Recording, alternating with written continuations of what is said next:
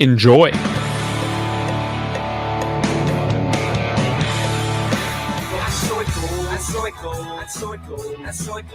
Totally, definitely not an impersonator, but the actual Ron Johnson. This is what people in Wisconsin want to know. None of those claims are vetted.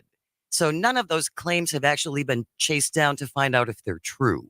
That's the thing. I don't like chasing things. I think that's for dogs that are on the loose. I don't like things that are vetted. I don't take my dog to the vet because you know what they have there? More needles.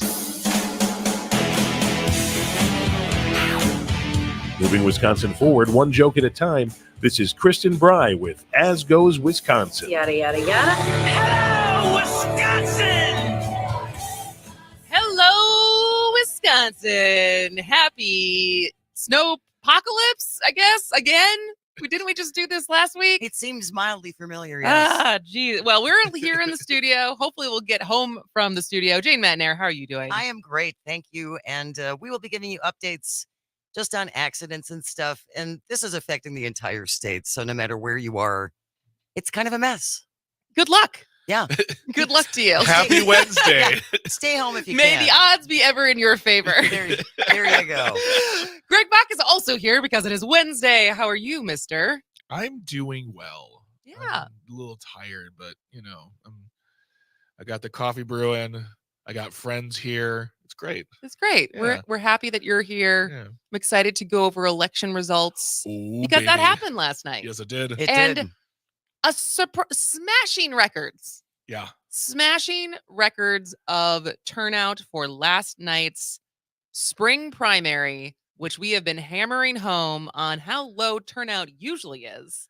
Because in 2021, for the state superintendent race for the primary, where there was like 10 candidates, Yeah. 7%.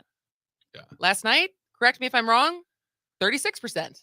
Yay. Which beats the last 22 years of what the general, the highest the general turnout was in the spring was 34. So the primary beat that last night. That's so impressive. Which give everyone who voted, give yourself a round of applause, pat on the back. How long did voting take for you?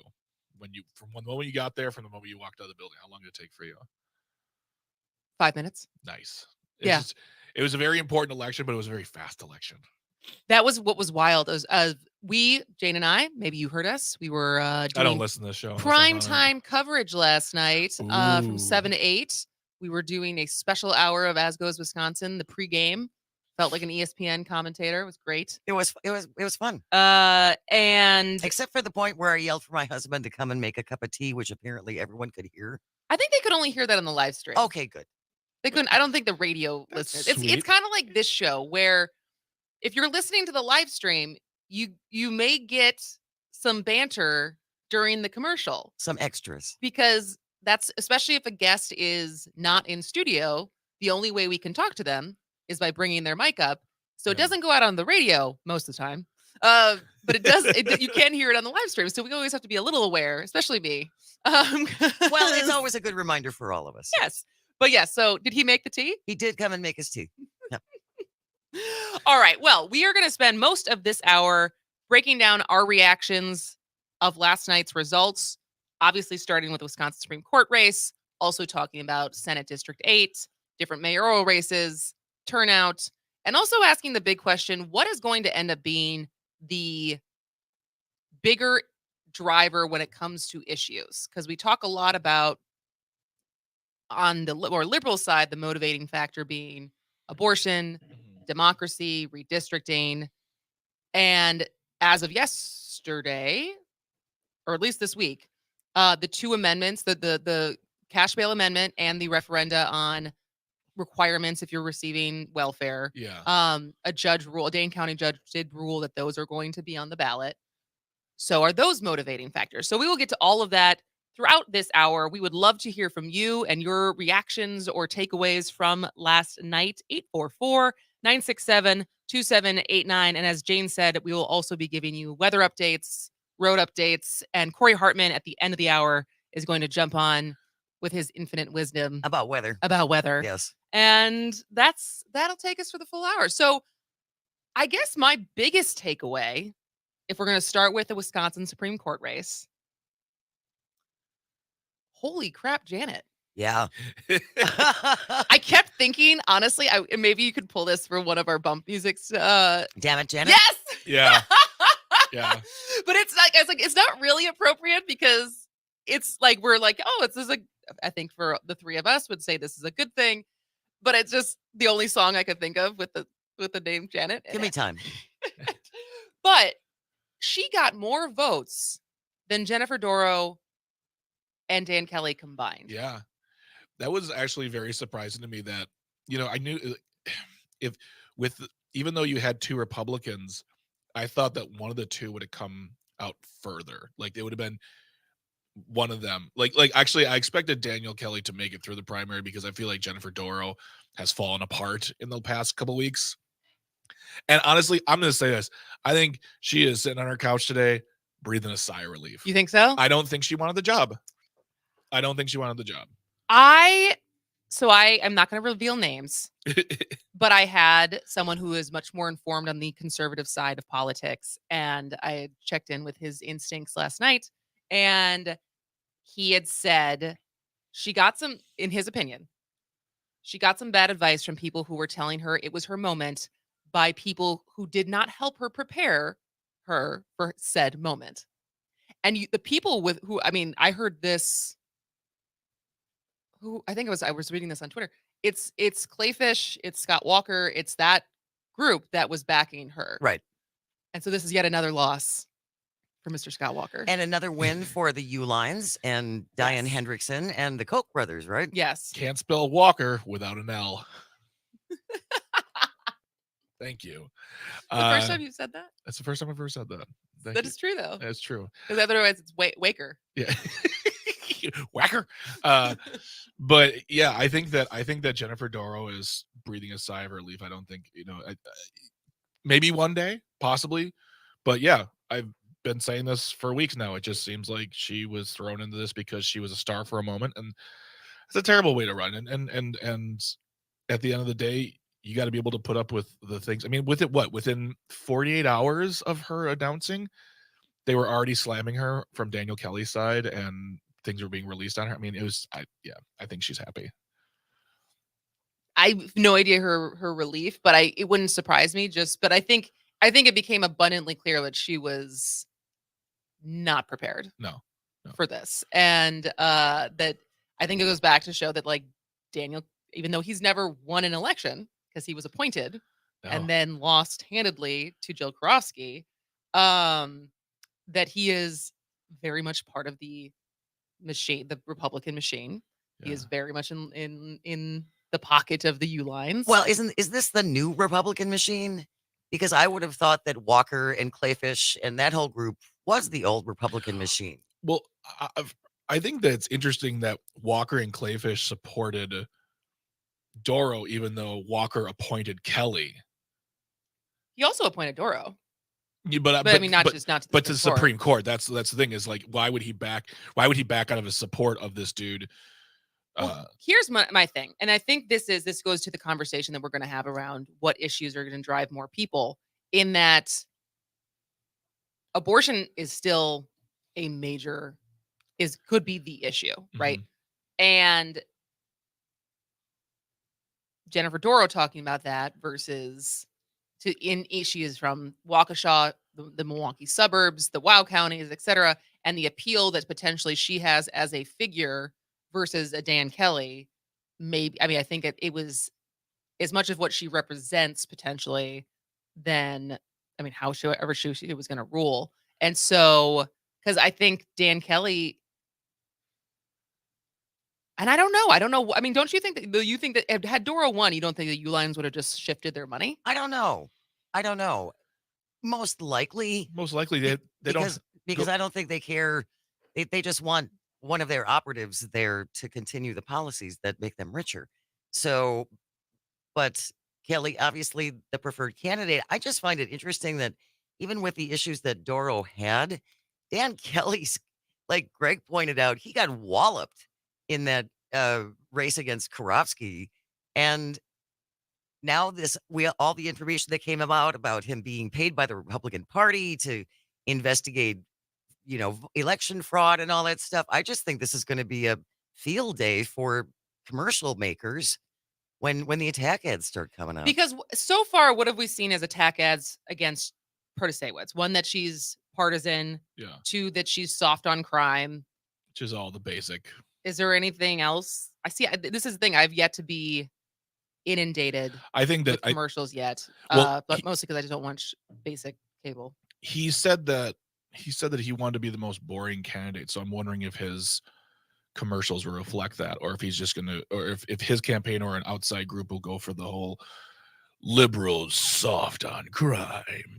They don't know how to wield a gavel correctly. Their robes are made in communist China. Like he wants to be boring, but I'm wondering like if it should, because the thing is Janet is not like no one's really uncovered a ton of dirt on this person, and I don't think there's anything really, like it's just a normal human living her life and doing her thing, and that's got to infuriate the other side. Be like, we got to find one ruling that's been bad, and like, no, this has been. I mean, I think it's going to be sentencing and stuff like that. That is, maybe will motivate some people, but again, Supreme Court justices do not give sentences to people to criminal offenses, and so the only logical extension of looking at her sentencing and no jail Janet and everything is basically if you think it ruins her credibility and her judgment, but it actually doesn't necessarily apply her application of the law. And don't you think that Dan Kelly says that he wants to be the most boring justice so that no one will watch him and pay attention to what he's doing? Well, I'm boring. Don't look over but here. we all know that we're going to, right? Yeah, I'm boring. yeah. I'm boring. I can't look at that. I can't not look at that gigantic curly head. The thing, like, too, Okay. is it? Hold it. Yeah. Because we only got 30 I seconds can't left. see anything. So You want to tease what you're going to say? I was just going to say that Daniel Kelly, as far as like he doesn't have the history to talk about, and he doesn't have the resume. Well, he does have a resume. But you know what I mean, though. Yes. Okay. All right. We'll keep this rolling when we come back. If you have thoughts on the election, 844-967-2789. This is As Goes Wisconsin. Too late. And so, okay.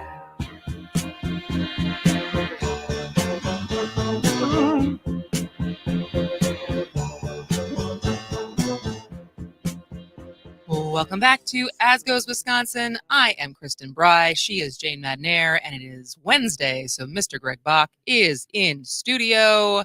And I have to roll it back a little bit. It was 36% in Dane County. Okay. So I misread one of the clerks there who was congratulating how good turnout was there. But still, we still had record turnout. It just wasn't 36%. That's okay. We'll take it. Yeah, this is from Scott Bauer. Turnout in Wisconsin spring primary, where a Supreme Court race was the only statewide contest, nears 21% of voting age population based on unofficial totals. This is the highest turnout for a spring primary in at least the past 20 years. It was 16% in 2020, 12% in 2018. Hey, we'll take it. We'll take it. Yeah. So I just wanted to correct myself because I, got new information. So roll it back. So Greg, we are talking about the election results from last night. We're still talking about the biggest race, the statewide race, Wisconsin Supreme Court, where Janet Protasewicz won 46% of the, she got 46.4 and Kelly got 24.2. She got more votes combined, like more votes than Dan Kelly and Jennifer Dorow combined, which obviously you can't rest on your laurels and predict what that means for April 4th. No, exactly. No. Agreed. But at least initial analysis is showing a more liberal leaning electorate than voted even in 2022. Wow. A couple of months ago. And this was coming from Charles Franklin, who was we love Charles, Marquette Law School poll director. And, certainly some of the there were certain counties that you think of either definitely as purple, if not red, where she just outright won. Yeah. And I'm interested for looking to dive deeper into either Charles Analysis or other pollster type data people on what this potentially means as far as, was it the fact that she was already ahead in funding and so she had more commercials? Is there so much more organizing happening amongst liberal groups, or is it just that people are fired up because of the issues that are on the ballot? Yeah, I would love to read those numbers because, most Republicans don't stay home on any election. Yeah. I mean, they just go out and vote, go back to doing their thing. But I feel like this is one where we've really made it a point. I'm a liberal. I'll say that. I'll say it. I'm not afraid. That, from the last election, from the midterms, we were like, don't get comfortable. See you in a couple months. Let's get this going. And though I have definite internal problems with a judge's race, I feel like Janet, who had to run a race, ran a very strong race, raised a lot of money, like allowed Daniel Kelly and Jennifer Dorow to be the story on the paper while she just did the work. Like kept it real simple, real straight ahead, and did what was needed to be done. Well, and also didn't shy away from talking about values. Yeah. Right? Because it's this weird scenario of there's no reason that this is going to smash records for how much money is going to be spent if the people who were spending that money didn't have an invested interest in how they know that these people are going to rule. You bet. Right. And so they can hide behind, well, pointing fingers as far as her not saying how she's going to rule, but saying this is what I believe, because we all know this is what's at stake. Right. And so you can, in an ideal utopia world, would it be like this? No, but it is. And I think that is in her favor. But the fact that she's already talking about what we all know is to be true, which is whoever wins this seat is going to be the deciding vote on when the criminal abortion lawsuit gets to the Supreme Court, could be the deciding vote on the presidential election in 2024, and could be the deciding vote in potentially overturning our current gerrymandered maps. We have a text from the 414 at 844-967-2789. Judge Janet rocked yesterday. The only problem is today it's back to ground zero for both candidates. If Kelly tries to personally attack, it will turn off voters as it may come across as attacking the nice lady in the neighborhood. She had a good campaign and needs to keep the pedal to the metal. Thank you so much for checking in. The nice lady. The nice lady. The lady. I don't disagree with that at all, but I will say this is with the it's sort of like watching Tammy Baldwin in the early days of running for Senate, just stealth, head down, moving forward, keeping all the haters off of her shoulders and running. And I feel like similar haircut. Yeah, there you go. But I feel like, at the end of the day, when the Judge Prosevich got the results, was like, all right, cool, let's get back to work now. Like I don't see if she was going to run such a powerful, strong, moving forward campaign, I have no doubt that today it's like, all right, you got to kick it doubly into gear. Yeah, unleash the Kraken. Yeah, unleash the money Kraken, the money Kraken that's about to descend onto all of us. I mean, how many text messages have you already gotten? Barely any. Oh, I've gotten like 10 in the last week. Mostly mine are like, "Hey, Kevin, are you still in New York?" Not Kevin. Not Kevin. Do you ever play along? Oh yeah, absolutely, absolutely. All right. Is there any more that we have to say about the Supreme Court race? Otherwise, when we come back, we can move on to the Senate. Go ahead. I just think it'd be interesting debate to look at Janet's record of judging versus Daniels, as Daniels has barely any. So, and we'll have a month to do that. Yep. So maybe we should prepare for next Wednesday. We can run down records, and most of his record is going to be working for the Republican Party. Yeah, I mean, look at Ballotpedia, people. Look at Ballotpedia. And so, all right, when we come back, we'll talk about, it is nodal. It's not canodal, which is, I was really saying it's so much more fun to say Dan Canodal than nodal, but I was corrected. It is Dan Nodal. He did win last night in the Republican. In this yes. House, it's Canodal. I'm just like actively going to say his name wrong. Yes. All right, come back. This is As Goes Wisconsin.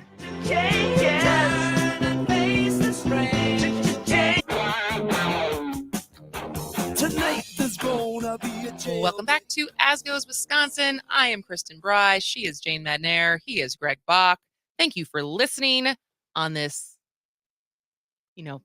pending gloom, storm, whatever we're calling it. Storm apocalypse. But wherever you're listening, whether it's on the Civic Media app or streaming or on a radio or a podcast, thank you for joining us today. Now, Jane, any updates on roads or weather? Taking a look at this really, really useful website that you should use as well. It's 511wi.gov, and that will show you the entire state and where the accidents are. And right now, we just have a couple. So there's one around Madison and a couple around Milwaukee. Everything is out of your way, so nothing is blocking the roads right now. But as I look at some of these traffic cams, 9441 around Kenosha and Racine and Pleasant Prairie, it looks like the visibility down there is not very good.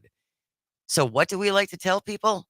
We like to say if your wipers are on, your lights should be on. Bingo, Kristen. Did you know that? No. That's a law. It's a state law. Oh, my lights are always You on. really don't listen to the show except on Wednesdays, do you? Do you know what my life is like? I don't. Yeah, it's busy. I'm a busy human being. You're in the car? You I can got like turn it on in the 98 car? jobs. I know, but don't you drive back and forth from Kenosha to Milwaukee? I do. What do you listen to when you're doing that drive? Audiobooks. I want to be informed. I'm sorry. What audiobook are you Ooh. listening to right now? I just started Constant Wu's memoir. Yep. Is she, assuming she is she's Fresh the Off the Boat. voiceover. No, I'm No. saying she voices it. Yes, Yes. I love a good memoir where they read their, like Dave There. Grohl's really good, Mel Brooks is really good. So yeah, I listen to audiobooks because I'd like to be informed about things. Well, we're insulted. I just want to share a quick text that just came in at 844-967-2789. And we were talking about the results from last night. And then we admitted that we unfortunately pronounced Mr. Noodle's name incorrectly. Which it feels like we don't. Is there any confirmation on how you pronounce it? I haven't seen anything. I did some checking yesterday. I thought we were right with I the thought we Noodle. were right too. But texter from Doc says, I suggest you continue saying Canodal until he says Democratic Party instead of the Democrat Party. Oh, does he do that? A lot of them do now. Yeah. That became a trend over the under the former administration. Well, that's a good segue. Well, first of all, it also just reminds me of the word caboodle, Oh, caboodle. which is a young girl I own many of. Mom, where's my caboodle? All right, so let's talk quickly about the state Senate District 8 race where he won. Janelle Brandtjen, despite the somewhat subversive efforts of the Democrats to try to bolster her, thinking that she would be easier to beat in the general, Dan Canodal did win. And now it is going to be him versus Jody Habush Sinekin. And I think this is another area that is trending. It's red, but it's trending blue. It is. And she seems like a really strong candidate as far as, especially for the demographic of that area. And again, what's at stake in this race is whether or not the state Senate will have a supermajority. Yeah. And as Dan Schaefer, who will be with us at 12:30 today to talk about the Brewers Stadium, something besides the election, but he was with us last night when Jane and I anchored from 7 to 8 for our special election night coverage. And I just totally lost my train of thought. Can I say one thing? I am beyond disappointed that Janelle Brandtjen hasn't come out and screamed voter fraud yet. I mean, let's continue the legacy I of know. baseless claims after you lose an election. What, did you completely lose your mojo, Janelle? Come on. Come That's a on, good Carrie. point. Get back on that. It's all fraud. I was robbed train. But she's still, so she can just go back to being a state representative. With no power, because basically Robin Voss, Chucklemeister, resident Chucklemeister, my favorite. He's my fave. has demoted her from off of any committees whatsoever, I right? just think, I'm disappointed in her. You should let her know. Oh, I'm not. You should write her an email and let her Like- office know. I'm really disappointed that you Just believe the election results. You just rolled over and accepted obviously fraudulent results. What the heck happened to you? You gotta Come put on. you gotta put in the email. You just like, I'm not mad at you. ... I'm just disappointed in you. Oh, yes. Oh, just Ooh. take the knife, turn it while you're at it. Just All right. Well, then there was also some primaries for some of the bigger cities in their mayoral races. And Mhm. so in Green Bay, incumbent Eric Genrich did win, which is great. And then Chad Weininger, who is the Brown County Administration Director, Republican, even though these are nonpartisan races. Right. He also won. So that will be, and I know less about him. I mean, I know Green Bay is, the city of Green Bay leans left, but the area of Green Bay, The larger Fox Valley. yeah, Yeah. is Oh, yeah. is certainly Republican. You know, Well, there's more Republican, and That's so Ron Johnson's backyard, right? yeah, and so I think it'll be interesting to see how. I mean, obviously the incumbent always has an upper hand, but I think he's pretty well liked, isn't he? From what I understand. As far as I know. I I don't know if you're in Green Bay, 844-967-2789. Let us know what is the feeling about your current mayor. And then in Madison, Satya Rhodes Conway, the incumbent, is also moving forward, as is Gloria Reyes, who is a former Madison School Board president and former Madison deputy mayor. And I don't know if that was expected as far as her being a pretty close front runner, but I think Satya's pretty well liked. Yeah, I think Satya. As far as how much she has been able to do. Yeah, I feel like it's her race to lose. Yeah, if you will. And then your old stomping ground, Racine. Yes. Racine. What can you tell us about the election results there? Corey Mason and Alderman Henry Perez made it through the primary. Jimmy DeMatthew did not. So it's going to be in April. It's going to be the incumbent, Corey Mason the fourth, up against Henry Perez, and very different styles. Henry is a Republican, a conservative. Corey is a liberal. So it will be an interesting. I will be tuning into the debates on that one too. Is he liked? Because we're seeing. I mean, because I would assume what's interesting to me is you've lived in both. You now live in Kenosha. Yeah. You used to live in Racine. Yeah. The counties of Racine and Kenosha, purple. Yeah. But like the districts as they're drawn is basically for they just like circled Racine and Kenosha together and then put the rest of the counties together, which makes no sense. But I think we hear kind of, especially with Kenosha and everything that happened with Kyle Rittenhouse, and there's like sometimes things come out on the county level of it was Kenosha, the Kenosha County that you now can, like, in all county buildings you can bring a gun in, right? Pretty much, yeah. Yeah. And so as far as the city goes, do you feel like the city leans more left? I think the city leans more left. I think the same, both Kenosha and Racine are, like you said, both cities lean left, but Racine has a very blue collar, like factory feel to it still, because even though those factory jobs have been gone for a long time, it still retains that feeling when you're in Racine, like, the old days. And one of my big things is Racine is very they don't change easily. So it's hard to push change on it. I'm not saying that as a bad thing either. I understand, Racine has, people like to make fun of it. I think Racine's a beautiful city. And I don't like anyone making fun of it because the people who live there are great. And, as far as Corey goes, Corey is Racine's son, in my opinion. Like his family's lived there for a long time. He's a sitting state representative. He was an alderman. It was just a matter of time before he became mayor. So the idea that he won as handily as he did does not surprise me at all.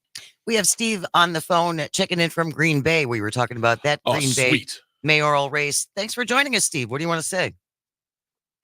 Hey guys, great content like always. But I just want to say, you're right in the assumption that Eric Genrich in general is pretty well received around the city of Green Bay. I'm a resident myself, and he's done a lot of different things for the city. Got the city through the pandemic. However, there's one thing that might kind of trip him up a little bit. He's currently looking at a lawsuit for putting cameras with microphones into our city hall and not posting that. There's a lot of people in the city that aren't happy that they're being secretly recorded without being known. And now there's a lawsuit about that. I also want to add one more thing. Okay, Um, I also want to his- ask Steve when you come. I say that, but I also want to. What was his defense of why he did that? So from what I've heard so far, from the news outlets in the Green Bay area, is that they've reached out for comment from the mayor and have not gotten any back. So I'm not really sure his Interesting. thoughts on that. What else did you want to But say, I Steve? do want to say his opponent, who won last night, he was going door to door for yesterday's vote. He actually knocked on my door, and I'm a registered Democrat, and left a pamphlet with us. So he's really getting out into the city and making himself known, making known what he wants to do. Roads in part of Green Bay are in a horrible shape, and he's really kind of running off of, the current mayor has not done enough for the infrastructure in the city, and I really want to make a difference on that. And I think that will strike a chord with a lot of the voters in the Green Bay area. So he's running on fix the damn roads. Which is fair, but I think thanks so much for the call, Steve. And I think it's interesting because that stuff matters. And that is the stuff of local governments that you really feel like who's going to pick up the trash and who's fixing the roads.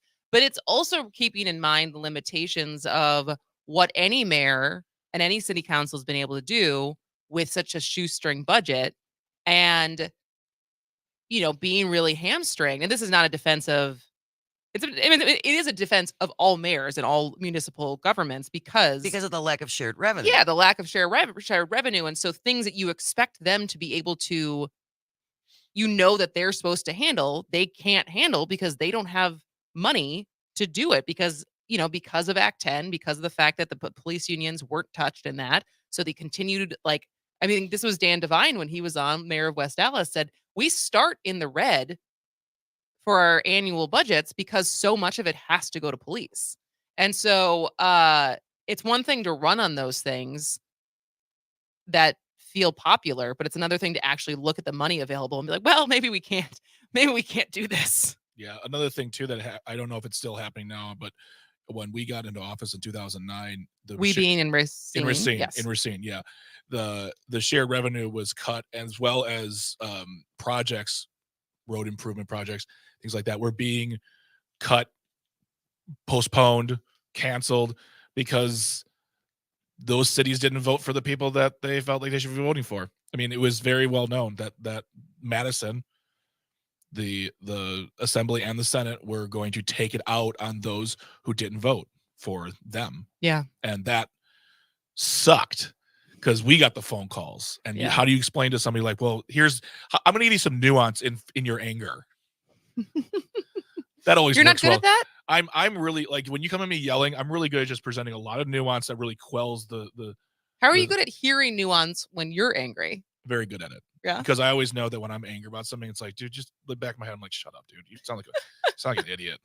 All right. Well, also just keep in mind, as we said in the first segment, this week, a Dane County Circuit Judge, Rhonda Lanford, did deny a request to push the two initiatives. Well, one, the cash bail constitutional amendment, and the referenda on criteria that one must have to receive welfare. So those both will be on the ballot. So we will continue to talk about those over the next 5 weeks until the general. And we will still, any other thoughts, you're still welcome to text them in 844-967-2789. And when we come back, Corey Hartman will give us an update on the storm. And just quickly, we'll see. Maybe he'll surprise us. But Joseph McClear asked, will Corey Hartman be singing Sunglasses at Night live in the studio?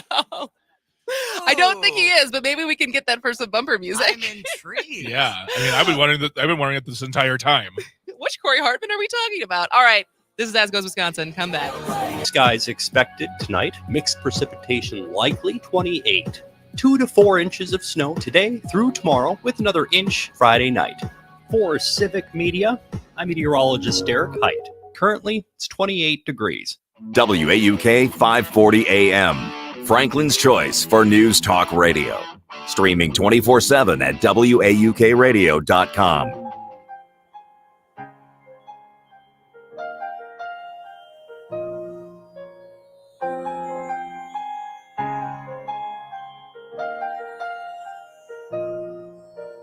Snow glows white on the mountain tonight. Welcome back to As Goes Wisconsin. I really wanted to just listen to that whole song for the rest of the segment.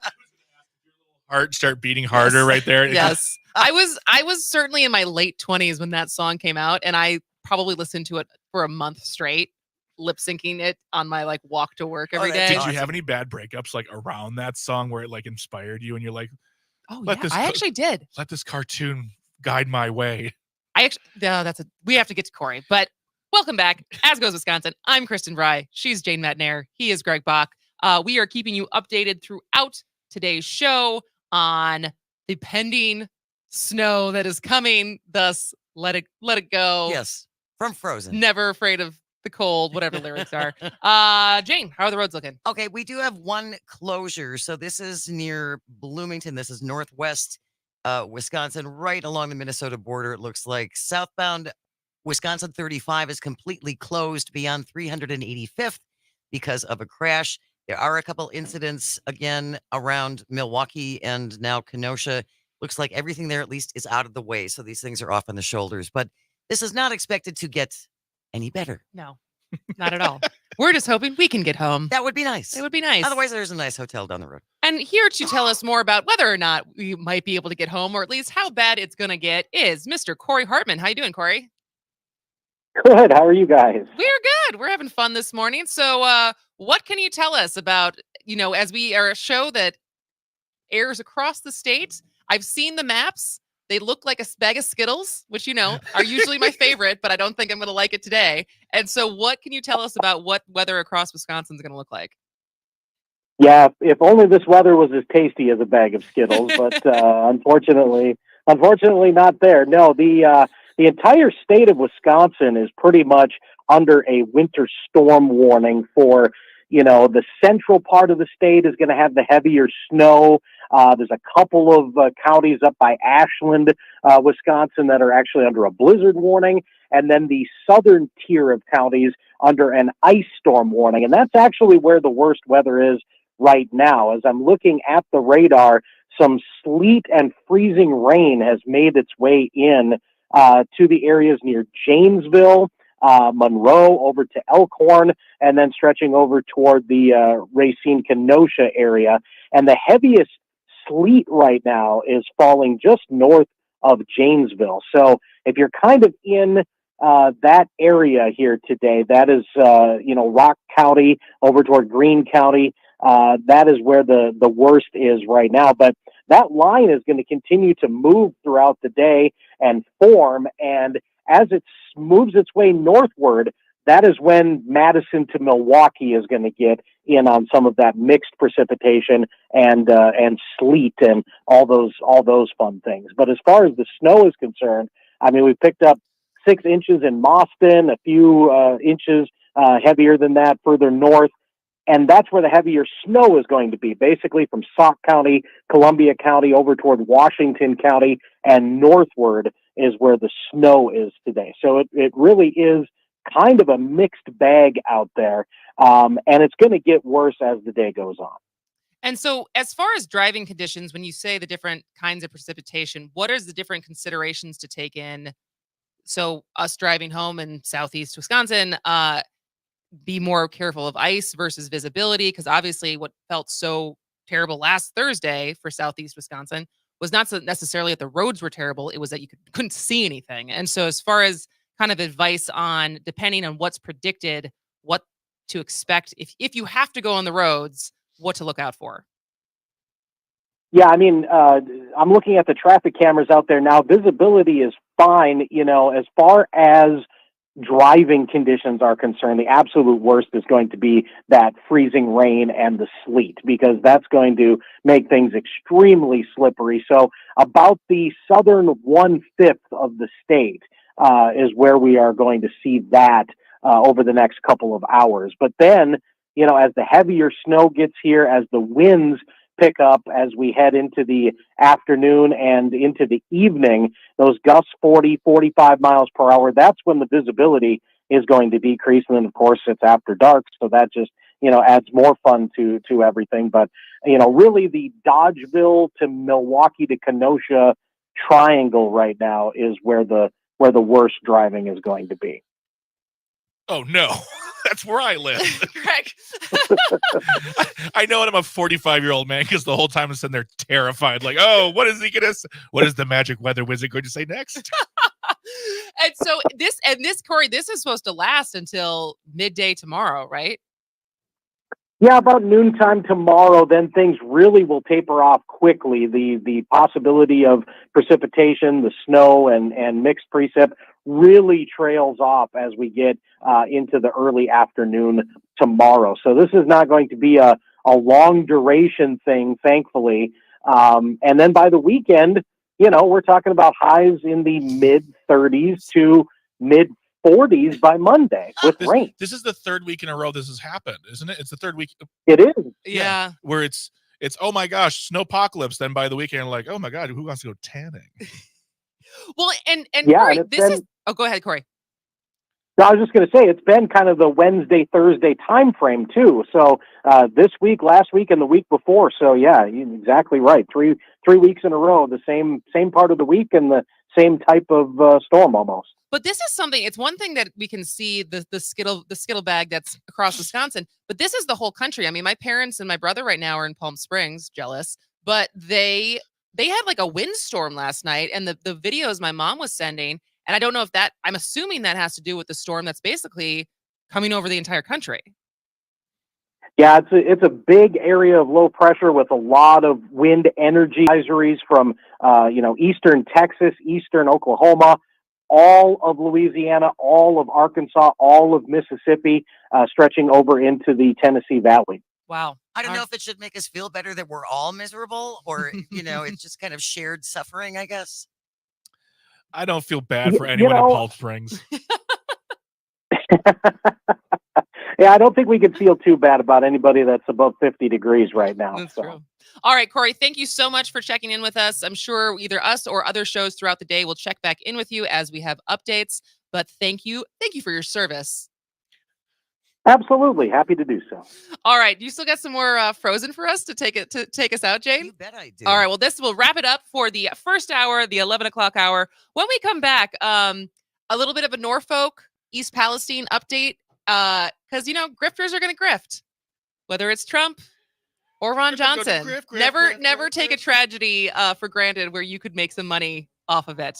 And then Dan Schaefer will be here at 12:30. But for now, we will be back in a minute. Take us out, Jane, with that lovely Disney jam.